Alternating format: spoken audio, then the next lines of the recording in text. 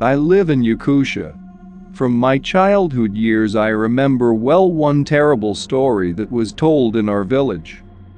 It was a story about how a young family, husband, wife and small child, came to the village and settled in an old house, which, although dilapidated, was still habitable. At first everything was fine, but then the wife began to feel uneasy in the house.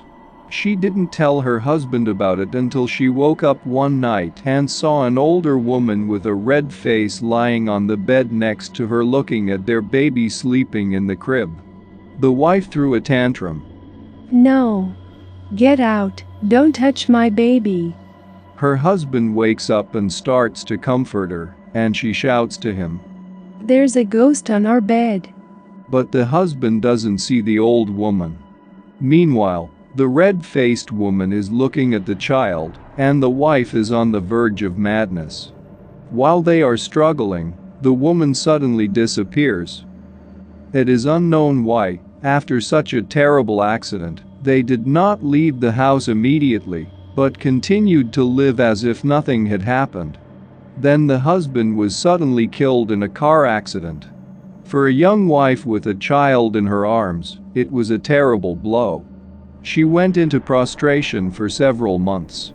She cried constantly, and when she fell asleep, she dreamed of her dead husband. And then one night the unhappy widow lay in her bedroom. She couldn't sleep. Suddenly she heard the door of the house open. She was immediately alert and wanted to get up, but something made her stay where she was.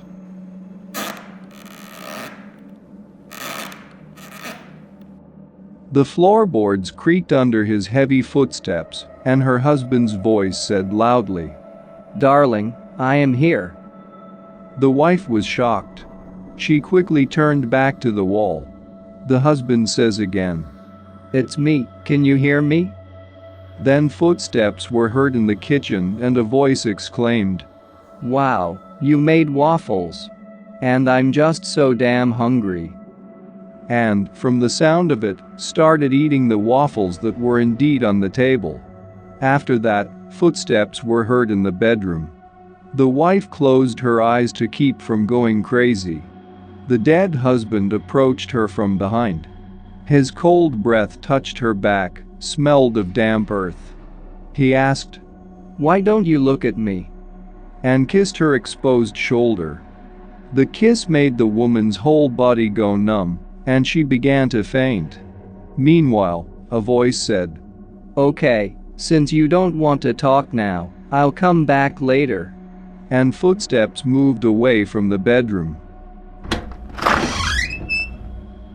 The door creaked open again. The woman lay there for a long time, afraid to even breathe. Then she got up, turned on the light, examined the sleeping child. Her shoulder ached. She looked in the mirror. There was a big red hickey where he had kissed her. Later, she discovered that the waffles on the table were missing. The next morning she invited a local psychic woman to her home. As soon as she entered the house, she was amazed. What an evil place. How can even a small child live in such a house?